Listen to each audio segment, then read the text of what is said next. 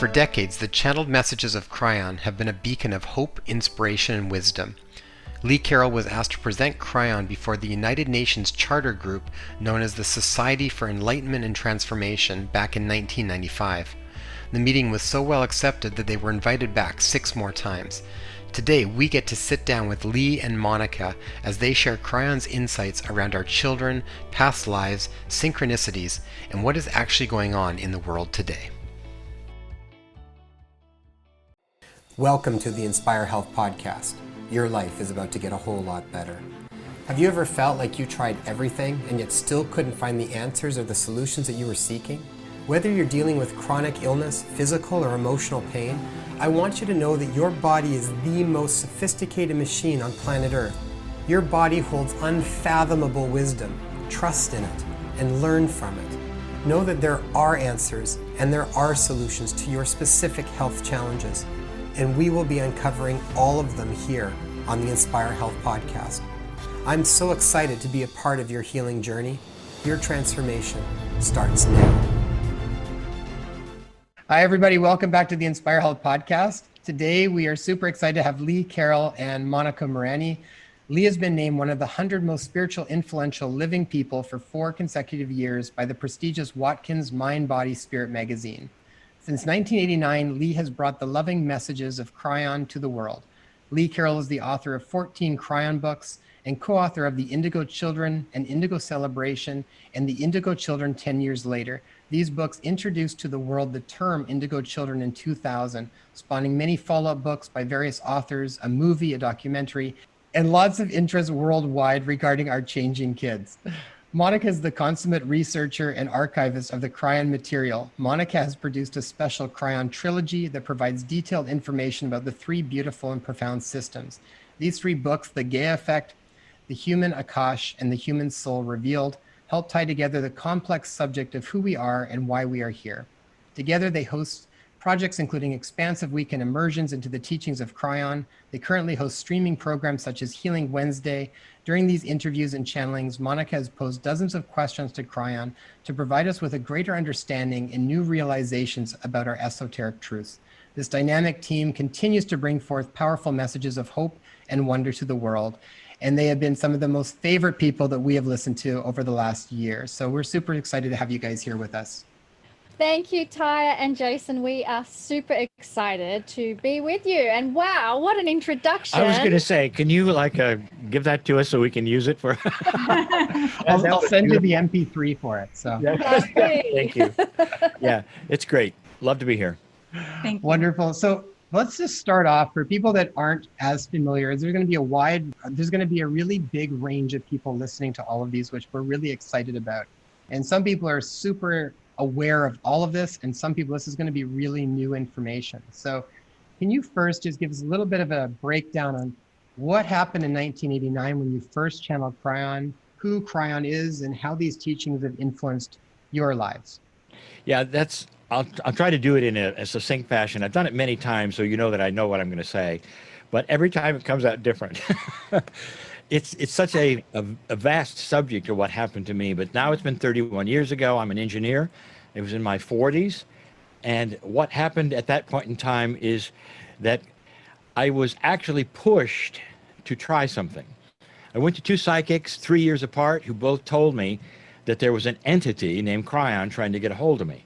That wouldn't have impressed me, except that they gave information that was identical. One was 60s, one was 21. They couldn't have known each other, and they gave me identical information. And that tweaked my engineeringness. That just doesn't happen. I sat in a chair, and I actually, as a fleece, I said, okay, Spirit, whoever you are, Kryon is a funny name. Still a funny name. And I sat in the chair, and I had this amazing love wash. I wept with compassion. Things changed right there. And I literally got out of the chair and pointed at the chair. I said, don't ever do that. I mean, this was just how amazing it was. I couldn't leave it alone. It was like I had opened a door to another dimension. And from then, it happened slowly. That's what it felt like, and that's what happened. I became then a channeler. I left my business. I sold my business, and that's what I've done ever since. There's a lot of people who don't believe in channeling. Some believe it's a cult. Some believe it's evil. And even those who are spiritual minded necessarily don't like it. I was one of them. I didn't want anything to do with it. I'd like to just tell you personally that these messages that I get are beautiful, loving. They never tell you to do anything that you wouldn't normally do. It's never out of integrity. And the more I do it, the more I realize that I'm just touching the face of the other side of the veil. And it's been beautiful in so many ways. Kryon gives wonderful, wise instructions. So that's kind of what it's been. But you ask what the impact was. Of course, over time, all the books we've had and the people that I've met and the experiences we've had in meeting Monika, it's just been a whirlwind. It's always a whirlwind because we never rest, but that's what I like. And it's just been awesome. Teaching and helping people and then learning from people is what I think is the best part of what we do. You know, and you said a couple things really important. Some other people that we've talked about that also channel, they said very much the same thing when we asked them what that experience was like, and it all came down that they were washed over by this incredibly powerful feeling of love. A lot of times they did weep, like they felt something very, like you said, you just couldn't leave it alone. It was something incredibly impactful for them. So what I've said to people that are new to this information is, regardless of what our box of beliefs exists in, try and put them aside for a bit and just listen to messages. Just listen to what comes through without trying to figure out whether or not you're okay with where it comes or where it doesn't come. Let it all kind of put it aside and just see what the message itself feels like.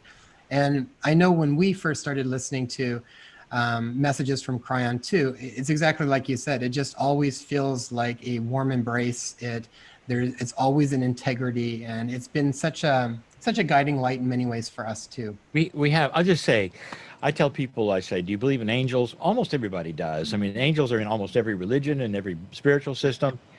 And we say, do you believe that an angel could then talk to you? Well, that's all through scripture. Angels talk to us and stuff. And I said, this is what I have.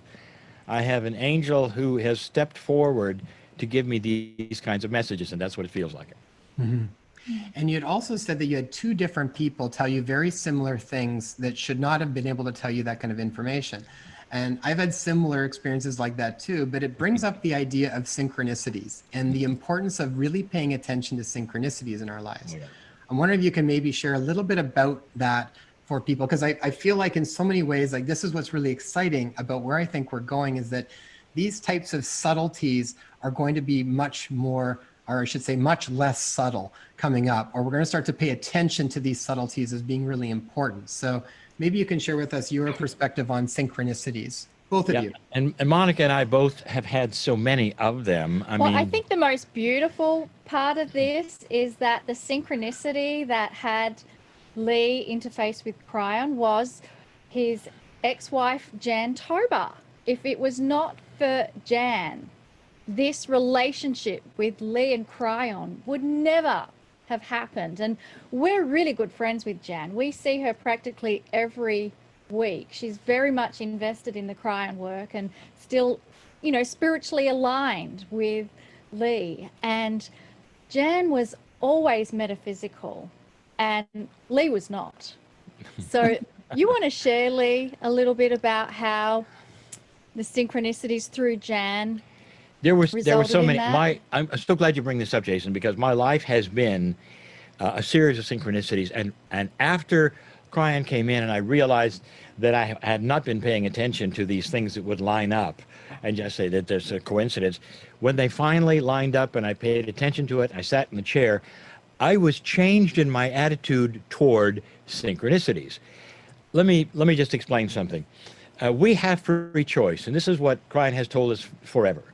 And that a human is honored with free choice. You can look or not look, and that's the terminology that Kryon has used. You can look or not look. However, Spirit, who loves us greatly and wants to bring us in if we choose to, has ways of tapping us on the shoulder. And if you get a series of synchronicities, it's like, I made you look. It's something that you should definitely pay attention to. When I married Jan, I told her very succinctly, I said, leave me out of the woo-woo stuff. That worked well. And she did.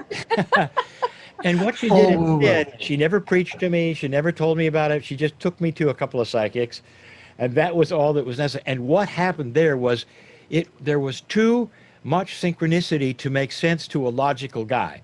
You can't have two men who don't know each other, 40 years apart in age, say the same exact phrase. And I had to pay attention. So in my case, as a right brain engineering guy, that was what was used to get me to pay attention. Now, I didn't have to do anything, but I did. And what Kryon has said is he honors the process of every single human.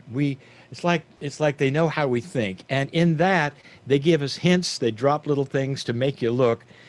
And if you do, and you find out something you didn't know before, it's usually going to be something very, very good. And you learn about yourself. You learn there's guidance. Number one, there really is guidance. And the bottom line of this is what we tell people: you can actually create your own reality. We're not victims on the planet. You don't have to worry about stepping out and getting hit by a car if you're not, if you step out at the right time. And this is what we're talking about. You use your intuition, you use synchronicity to help guide you to the places where you will be safe. And this is what we have done all our life. Traveled 3 million miles worth of air travel, and there's never been a hitch as far as safety or any of these things. I just feel so protected by synchronicity of kind of feeling you're in the right place at the right time and moving accordingly. And I love what you said, Lee, that it really is a change in perception. It's like a dimensional shift that you are now open to ideas or things you weren't before. And that allowance creates an energy that delivers synchronicity. And I love that once you get this concept, you can then help others who may not necessarily get the concept, but they can start experimenting. And I remember an example when my sister was living in Sydney and she was renting and she had a dog. It was quite difficult getting a rental place with a dog. And I remember having a conversation and she was saying, "You don't understand. It's so hard to find a rental place with a dog." And I said, "Correct, but you only need one." And that statement shifted in her, that you don't need 50 different accommodations to look at on the list. You just need to find one that allows a dog. So when that shift happened and her intent and focus could start tuning in on, well, yes, I do just need one. Why do I need two accommodations that takes dog? I'm only going to move into one, so let that be the right one. And within about 2 weeks, she had found the exact perfect place she needed. And this is exactly what we mean by synchronicity, delivering energies. That, as long as we're on the subject, there's more to talk about. Now, she said her story is about a dog. That's not some spiritual thing, like, you're going to go practical. build a healing center or what. We're talking about everyday occurrences. And you find synchronicity after synchronicity, and it helps you to know. No, first of all, you're on the right path. Number two is that somebody is there or something is there that is helping. And we have, so many people don't believe that. They say, well, no, I'm on my own. I'm a victim here. And I've said that before. But I really feel loved, if I can say that. This year has been one of those where we had to have synchronicities in order to have things fall into place exactly right, so we could actually be here in front of these cameras and talking to you. I think you two have had the same thing happen to you. Absolutely. Yeah, as I say this, goosebumps all over my body. Me too. It's been the past few years. It feels like we haven't really even looked at other choices, because anything other than following our inner guidance, intuition, and synchronicities that have come up in our lives have made it so obvious for us to have to move in the direction that just opens up before us. And it's been pretty magical. I mean, we just moved across country from Ontario, east side of Canada, over to the west side of Canada. We're on the west coast now. And something had been pushing us for the past couple of years to make this move. And, we left behind, my husband had a full-time practice, busy practice in Ontario. beautiful house, beautiful car, lovely neighborhood. And, you know, our family, particularly Jason's family, was looking and saying, what are you guys doing? Like, why are you moving? You're in such a good place. You won't be able to afford anything. And, you know, and we understood that. But the beautiful thing about counting on the synchronicities is that the how becomes irrelevant. It's what the feelings that kind of propel you to move forward. It's like the ocean was calling, the forest was calling, a different life, a way of life for our children and for us was calling. And we trusted that. We had full faith that once we landed on the other side, things would always fall into place. And I think once you've had a lot of certain life experiences as well, like my parents moved from the Middle East to Canada back in '87, and they basically left their very successful careers to start here from scratch. And their previous occupations were no longer valid when they came to Canada.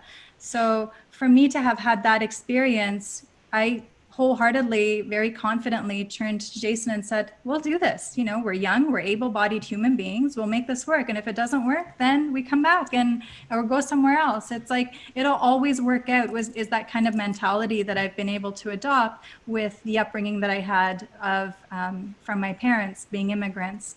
And I think, you know, Jason has mentioned this before too, is that it's almost as if once you have faith and trust and follow your intuition and look for the synchronicities, it's almost as if this benevolent force, this universe, supports you. No, that is exactly right.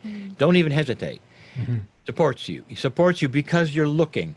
That's what we found out. As soon as I said, I'm a teacher. And so I want to say, what is the solution? People are saying, I love this. Well, how can I apply it to my life? And what can I do? I'll say, number one, you got to have the willingness. Are you open to the change? You've got to say yes. Then as soon as you've done that, the next thing is trust your intuition. What is it? First thing that you can think of that you've been perhaps pushed to do or you want to do. No matter what, even if it seems impossible, these are the things that get the ball rolling. And what you just said is so real, because once you get it rolling, it's almost like there's a beautiful, benevolent source, creative source, universe, whatever, that sees this and then adds to it. This is where you create your own reality, because as soon as you start to cooperate with that system, it starts to cooperate with you. Well, it was pretty amazing because when we really saw that things really started to shift dramatically, it was a few years back, and we literally decided that we were going to start to make joy our compass. Like that was going to be number one priority for us. Was what is that?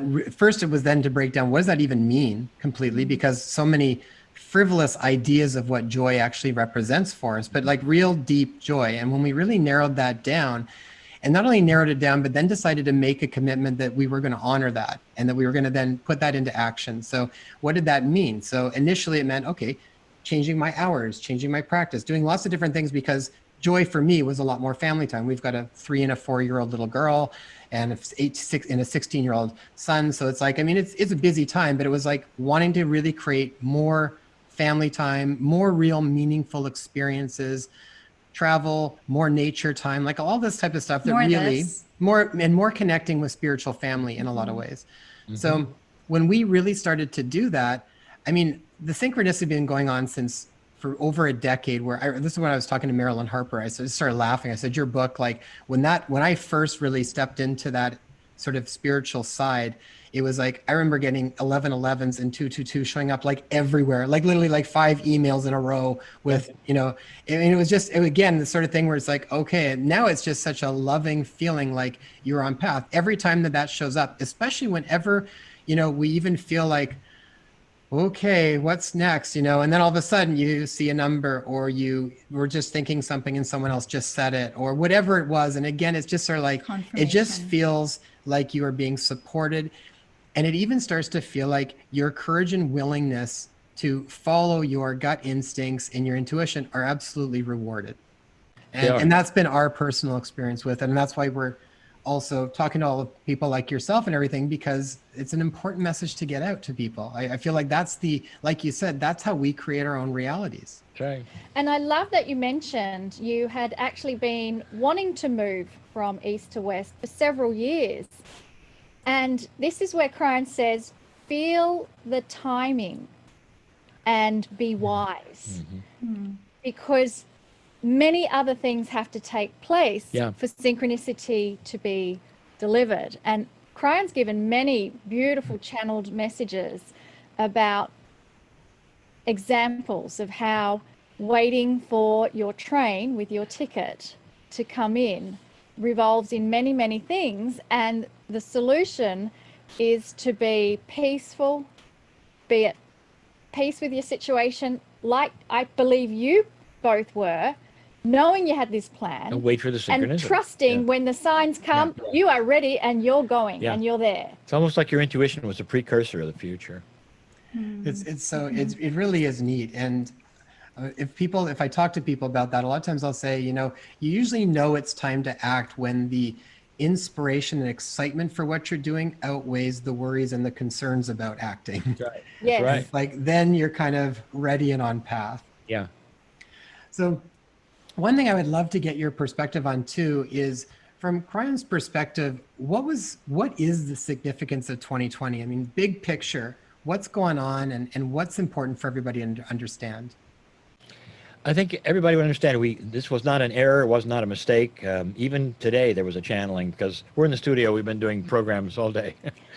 And there was a channeling that said, Kryon says, did you realize did anybody look at the fact that we've had viruses like COVID for a very long time? We've had the swine flu, we've had all, you can start checking them off.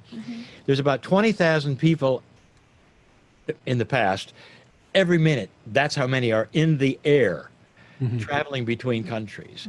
We have cross-pollinated each other over and over, and with germs and viruses and everything else now for decades and decades and decades, and bam, one virus happens and we shut down the world. Does it appear to anybody, Kryon says, that might be, interestingly, apart from normal? And the answer is yes. This was, if you want to say it was on purpose, I would just say it was on target. We have created this. The new energy since 2012 has done some remarkable things, and most people, if you start listing them, they go, oh, and you start to see the revelations and the differences. Here comes the virus in 2020, and it shuts us down. The result of that, Kryon said, is like, this is the war that people predicted you were going to have, that you didn't have to have in order to shut this down, so that infrastructure, which is still there, doesn't get damaged or harmed, but many things will be seen to fall away that you don't need. So you're culling things when it comes to personal things like relationships and jobs and all that. You rethink everything. We've talked to so many people who are now changing, even though they know they can go back to work in the same place. They realize, well, I have some choices now that I didn't have before. Also, all kinds of inappropriate stuff starts to show up when you can stop the train and look at the train. Then you start to see, oh, that wasn't right, and this wasn't. Things that you could never do anything about because you were riding the train, now you can do something about. So it's just layers and layers and layers. And then Kryon says there's going to be some revelations, and the revelations about your government, about the virus and everything coming in the next 2 years that are going to that may even topple leaders, when they realized what happened and how we let it happen. Then we have things that are now we're starting to clean stuff up and make it stay cleaned up. Our racial issues, they're not going away like they have in the past just because we have a riot and then we cover it up. People are demanding, okay, what are we going to do about it? And because we've stopped the earth, that's what we're concentrating on. So we're going to get some solutions for the first time on things we never got solutions for. Over and over and over, I can tell you, 2020 was about a reboot that we needed without having to have a war that destroyed everything, where we have to then crawl up from nothing. So if you want to call it, this was the war that was always predicted without a war. And in that, there's positive and negative and all, but the basic thing that Kryon talks about is this was not an accident. You made this happen, and Kryon just keeps saying, not an accident, meaning, and we're going to find out what happened with the virus that we really don't know about yet, that we will.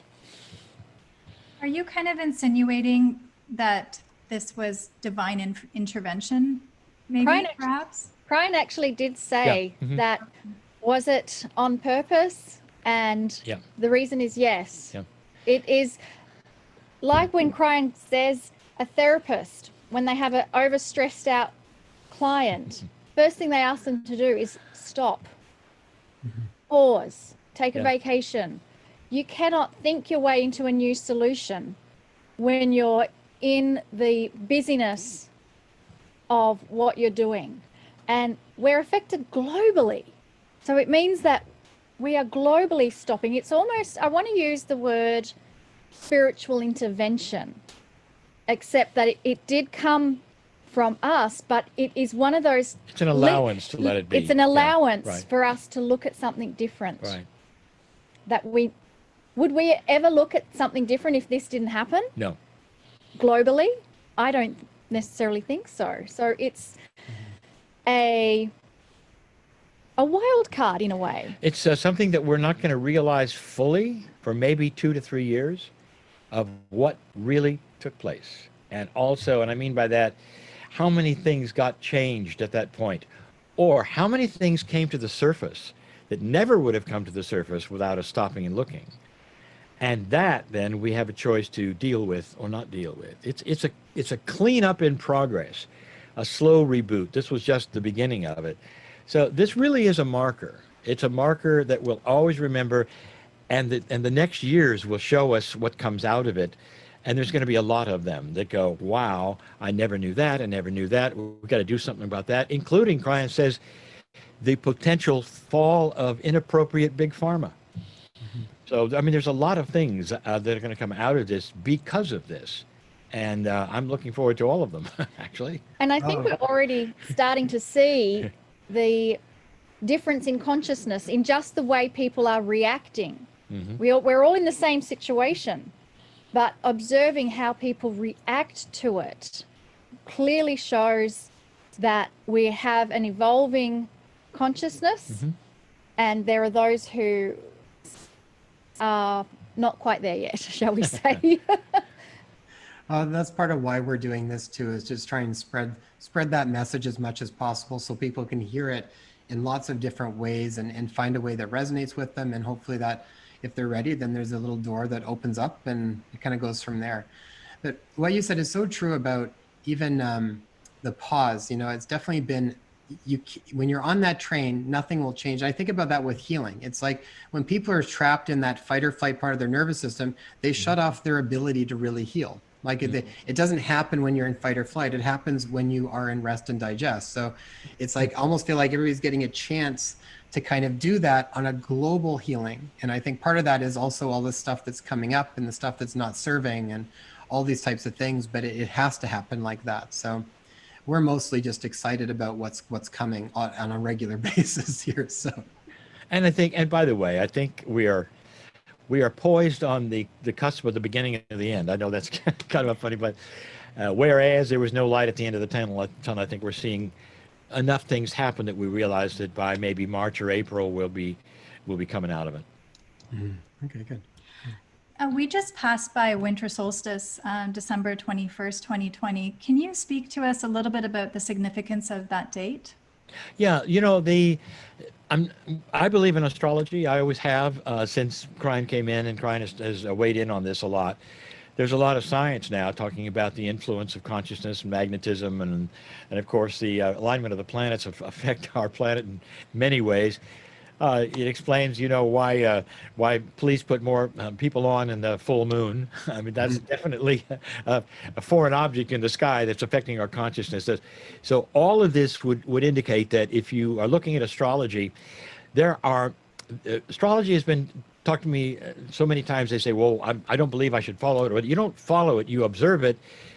And you look at it because it'll give you signs that'll help. Like, for instance, if you had a road map and you could see where the pitfalls were before you left, you still have free choice to do whatever you want to. It's just that you would steer your boat a little differently or your car. In this particular one, we have an alignment that hasn't been around for like 400 years. Now that when you see that synchronicity, you pay attention, and astrologers are all very excited because those conjunctions that we were talking about, they have a message too, and that message, I love the message. It really is about new beginnings, and every astrologer that I've heard talk about it, this comes up. What does the conjunction mean? It hasn't been here for 400 years. You know, what is it now compared to the last solstice? And they say, this one's different, this one's different. So it's an opportunity for us to take advantage of what the stars are telling us, what the alignment energy is telling us, and grasp that, again, that gold ring that's coming our way, that is a message that says you can do things now, start now, that you couldn't do before.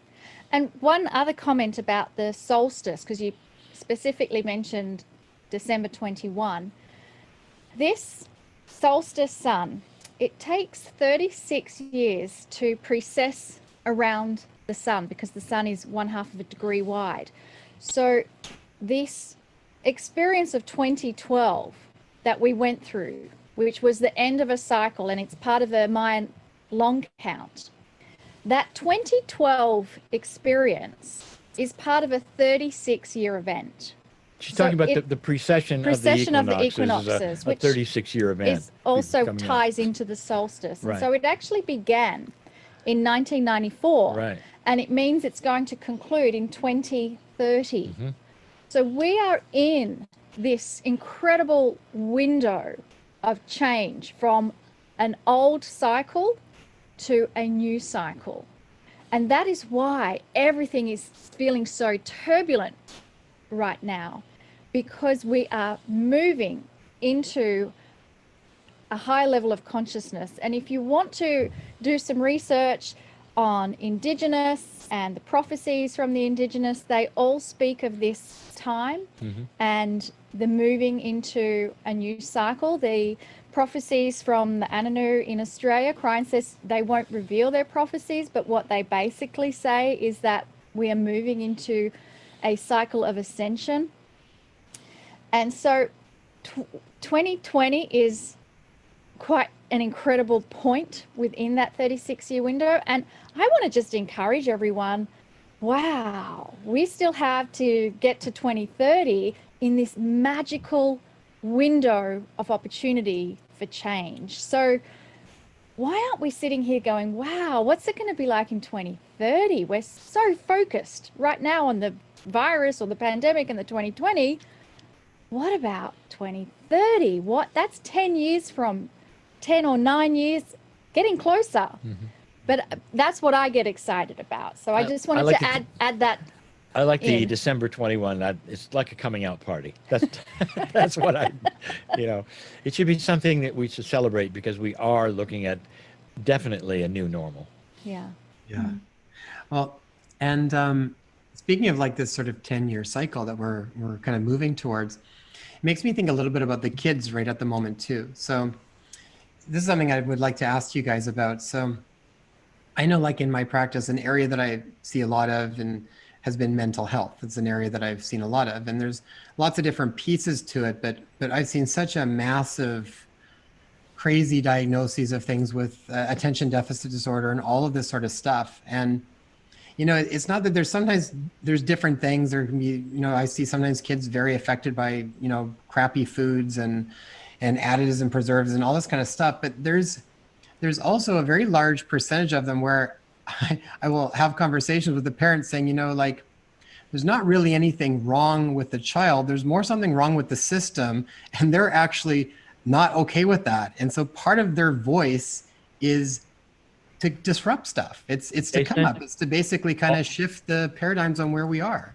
All of their voices are that. It's not just some. I think by now, I'm biased because I wrote the Indigo Children book, but this is the basis of that, is that there is a evolution going on, and we start to see it first in our kids.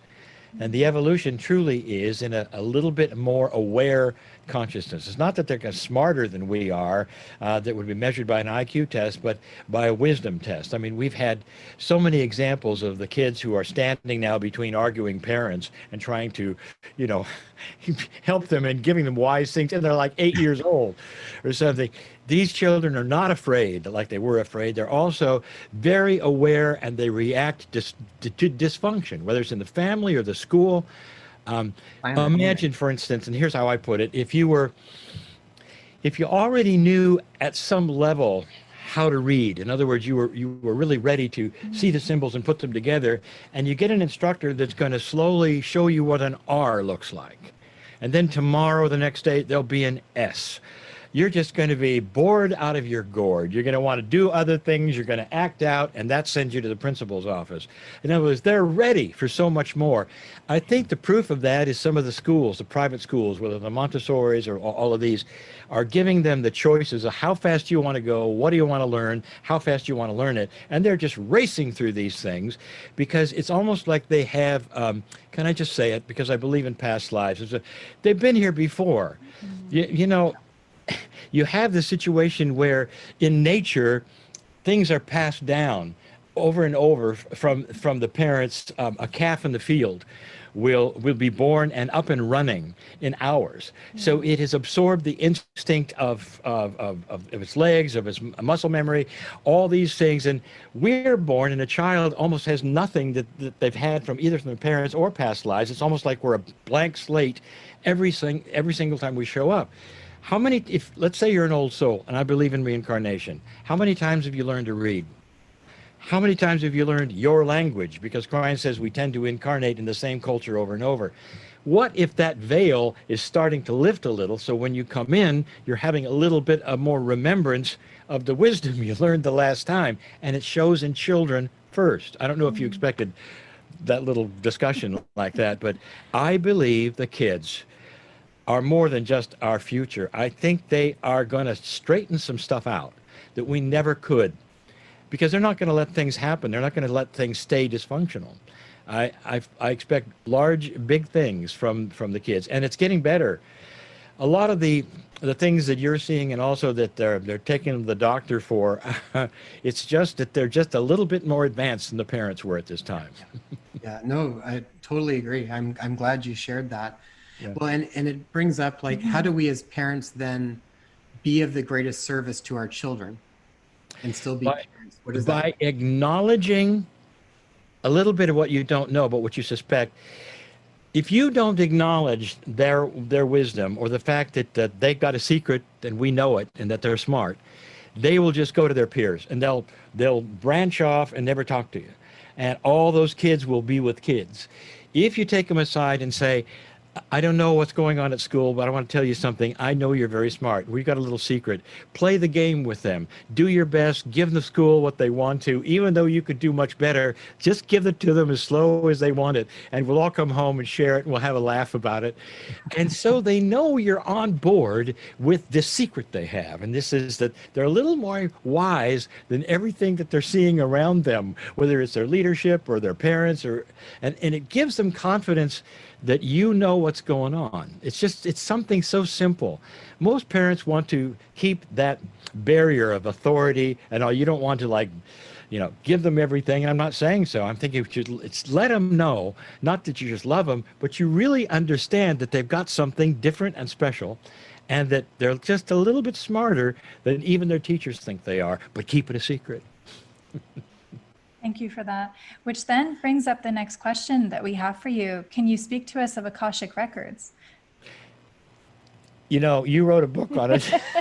Yeah, my second book was The Human Akash. And other than the Gaia being my favorite, because for many years I was a park ranger and that was my passion, being in Gaia, I found the Akash book to be so personal, because we all, when we get attracted to this, chances are you have had not just one, but many past lives.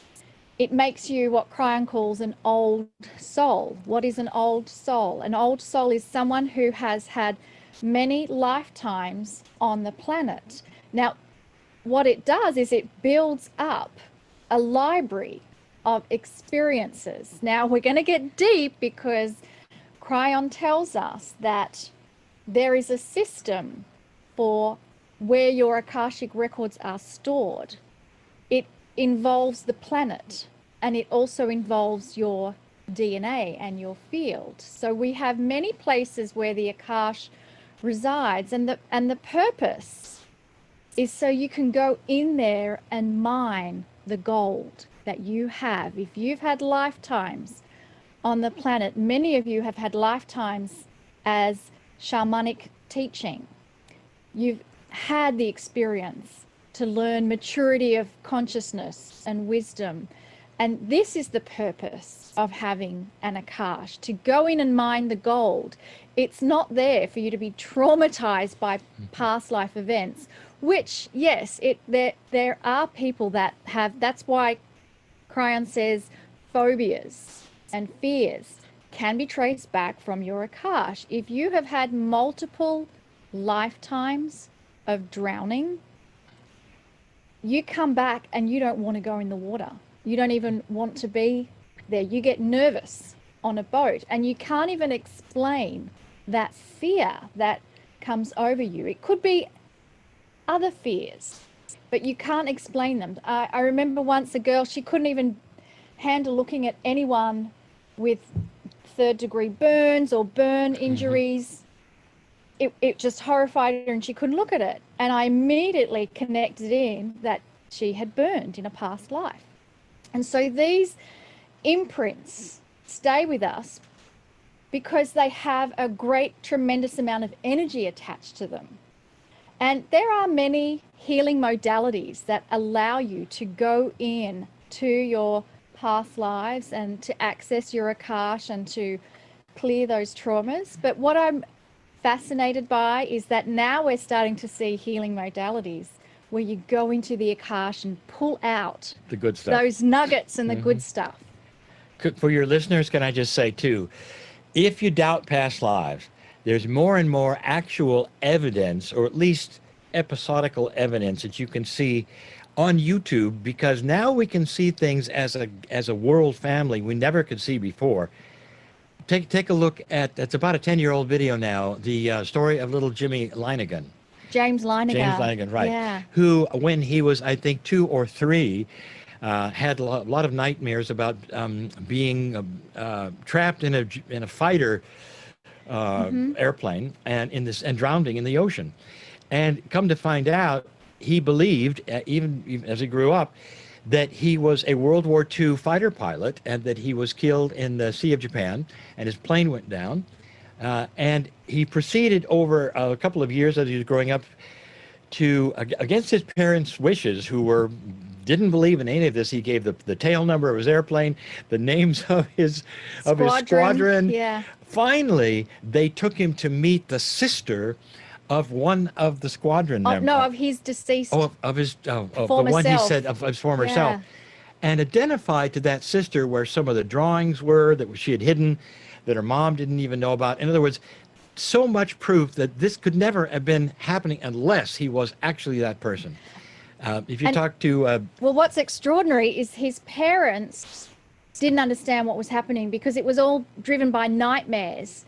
And his name in the past life was James. yeah, it was James then. It was James then. And so he was talking about James, and James can't get out. Yeah. And what made all of this come to fruition is the parents were starting to document everything, thinking, well, we'll get this out of his system. And when they started researching what he was saying, they had these, oh my gosh, moments.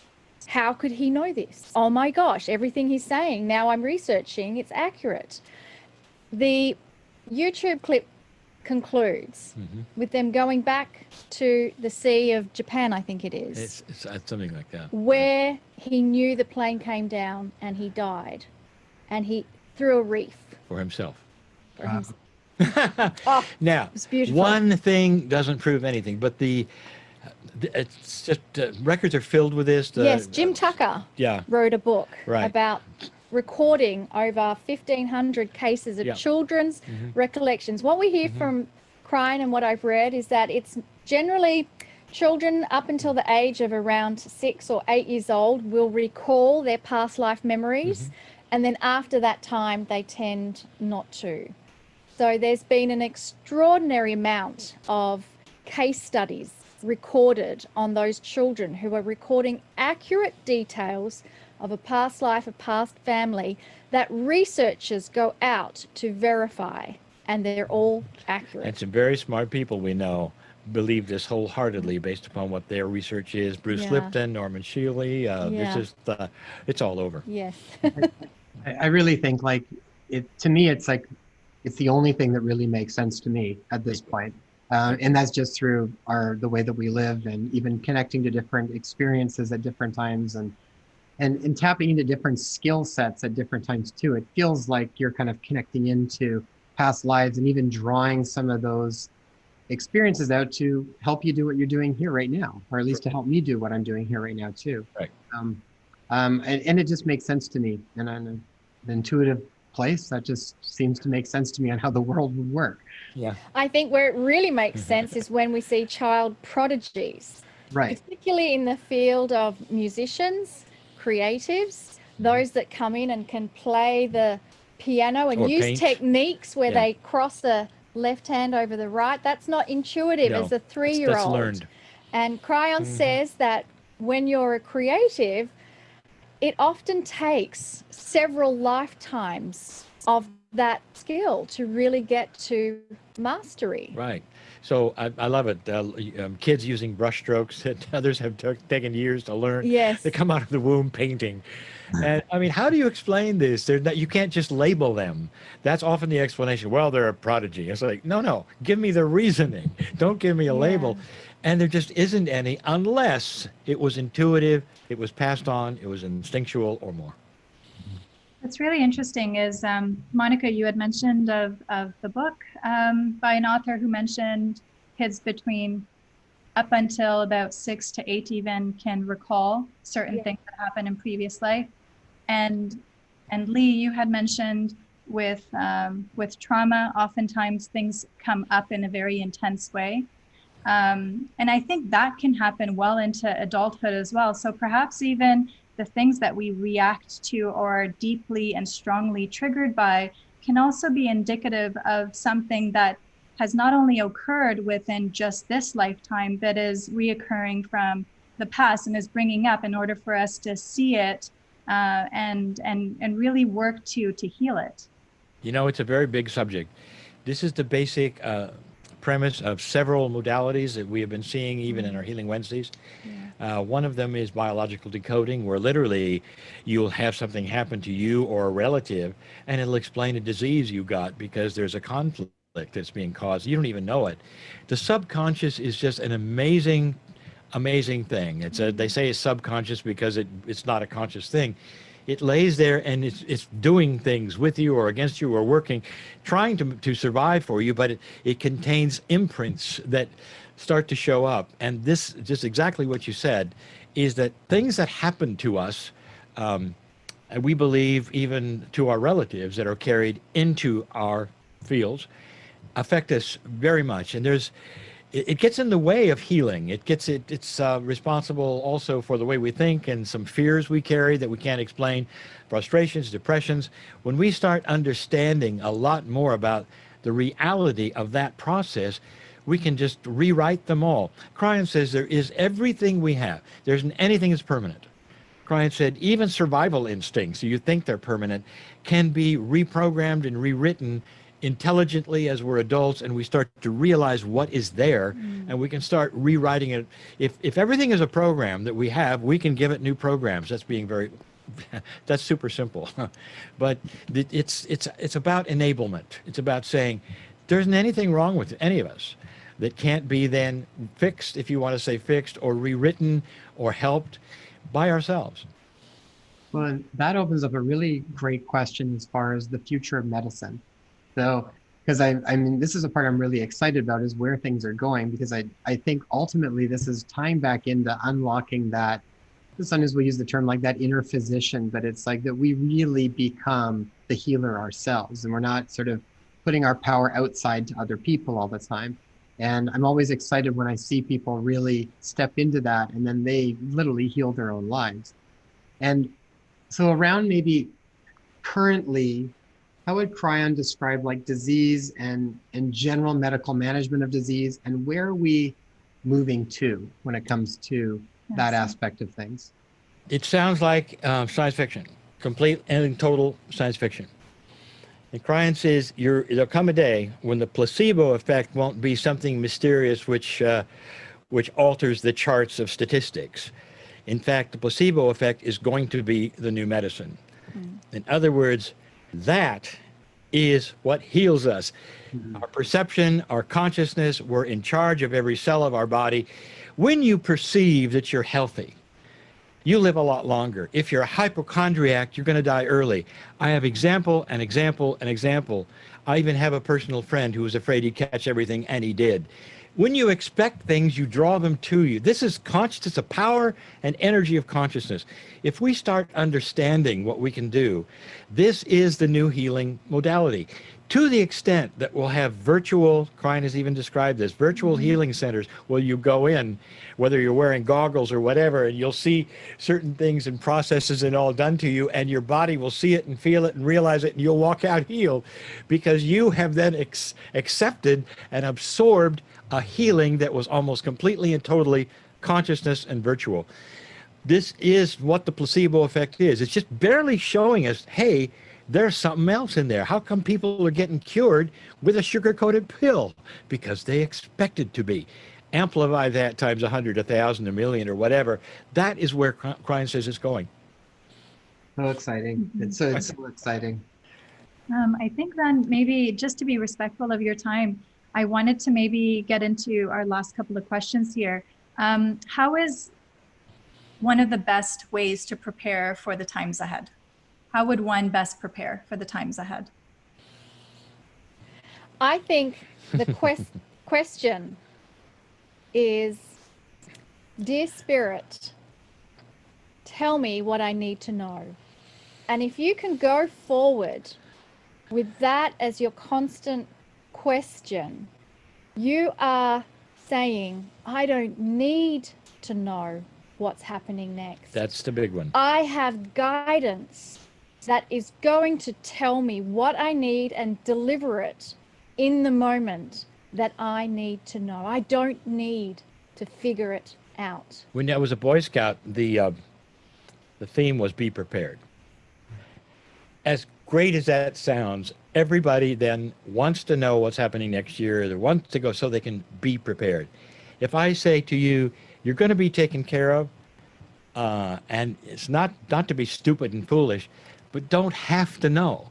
That releases you from the shoulds and the have tos and whatever, with an allowance to make changes. What if out there was something for you that has just been waiting all along? And I can't even tell you what it might be. Maybe it's health. maybe it's fear of freedom from fear and anxiety, or things you thought that were you.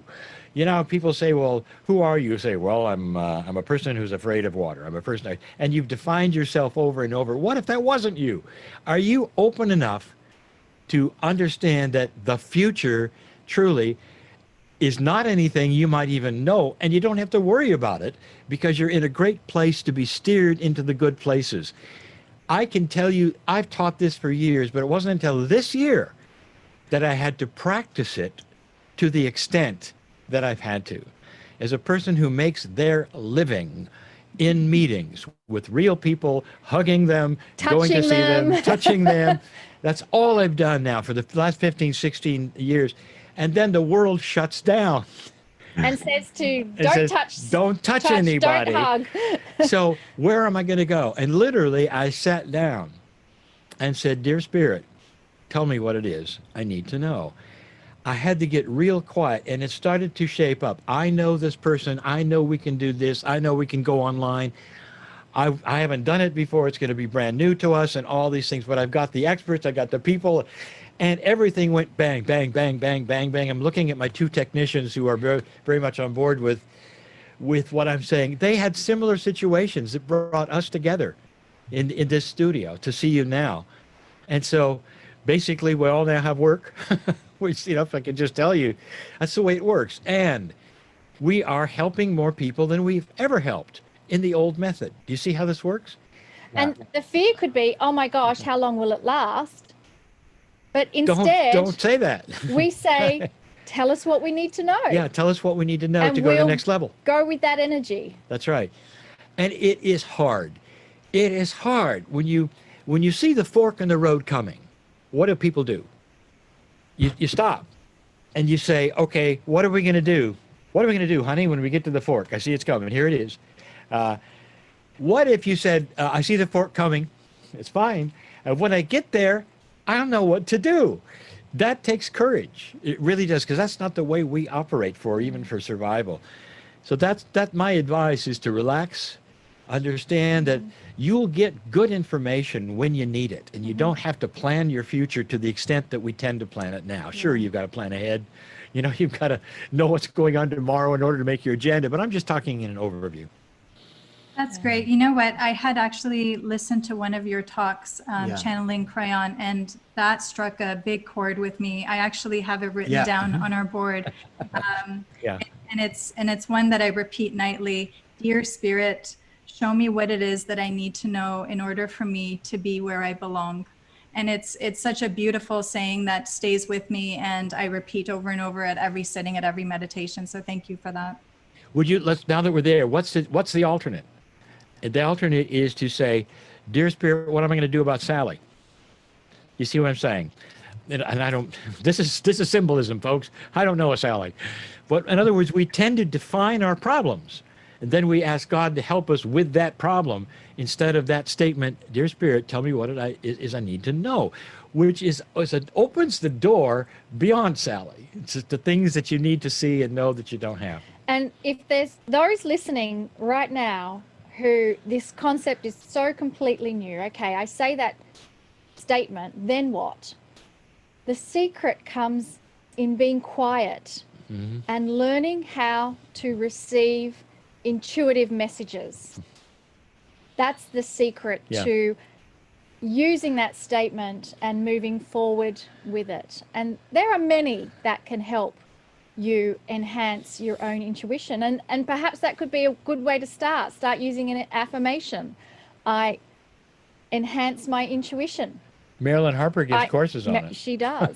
So that's the secret. Ask the question and trust in your intuition. Everyone has intuition. Everyone.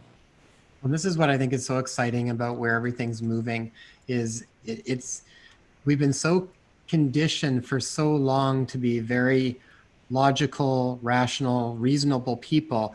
And if anything, I've said this many times, is that I feel like our intuition and our gut instincts and our emotions that we feel from things have been, if anything, kind of discredited as not being a valid tool to assess where we are and what we need to do. And I feel like this bridge is happening in such a big way right now, where we have, if anything, been shown that a lot of times our logical, rational mind can be very, very easily led down and manipulated, and it can be deceived very easily. But if we can connect more wholeheartedly to that gut instinct and that heart wisdom, and then from that place, use logic and reason as tools guided by those systems, I feel like that's where we're moving. Yeah, exactly. I've met some people who've been doing this now for some time. And one of the stories that I get for a lot of them is that their friends will come to them and say, I can't believe the things that have happened for you. You are so lucky. And that's what it looks like to the rational outside mind who's got it figured out how things are supposed to work. What if they are not supposed to work that way? Or maybe the way supposed to work has changed, and it's not luck at all. That person who they're saying that to has changed their own reality. No, totally true. I interviewed Gay Hendricks a while ago, and they wrote a book called Conscious Luck, and they broke down kind of what that actually is, which is almost the same stuff that you talk about anyways. Guys, I want to thank you so much for your time and for being with us today. And how can we send people? Where's the best place to send people to learn more about the work that you're doing, the courses once they come back up, online stuff? Where can we send people?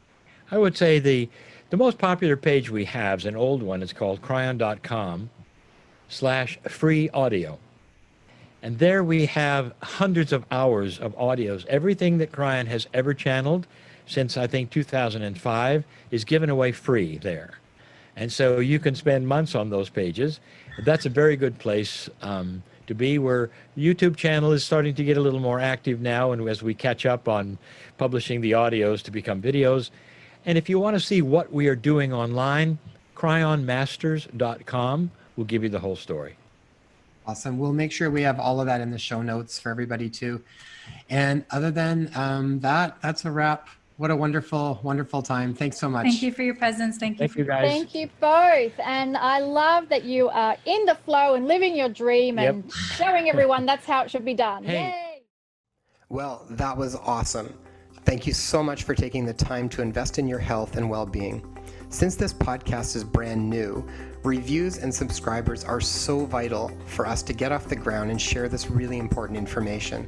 So if you found this information valuable, please post a review and subscribe to the podcast so you'll get our newest episodes. Also, if you know of someone who would benefit from this, please share it with them. You can also find us on Instagram at #InspireHealthPodcast. If you have a question that you'd like to be addressed, direct message me on Instagram or leave a comment on one of my posts. I would love to hear from you. And you can grab our show notes and free resources for each episode at inspirehealthpodcast.com. So be sure to go online and check it out.